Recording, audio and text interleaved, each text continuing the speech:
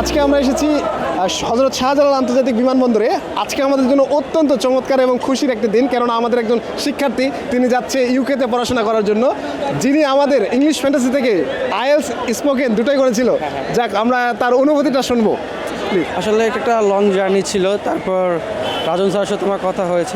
So অক্টোবরের পরে next October আমি রাজন স্যারকে বলেছিলাম যে অক্টোবরে আমি ভর্তি হয়েছি, নেক্সট অক্টোবরে আমি চলে যাবো। সো ইনশাল্লাহ আমি আমার কথা রেখেছি। সবাই আমার পাশে ছিল, ক্লাস টিচার। আপনাকে ইনশাল্লাহ দোয়া রাখবেন সবাই। এই তো এই জার্নিতে আপনাকে ইংলিশ ফ্যান্টাসি কতটুকু সাপোর্ট করেছিল? They help me a lot actually. They help me a lot, অনেক like friend, like family. So তো আমি ভাইকে মূলত ইংলিশ ফ্যান্টাসিতে অ্যাডমিট করায় দিই। তো আলহামদুলিল্লাহ এখন যাচ্ছে ভাই ইংল্যান্ডে, বার্মিংহাম সিটিতে। তো ভাইয়ের জন্য আর কি দোয়া সবাই করবেন, আমিও করি।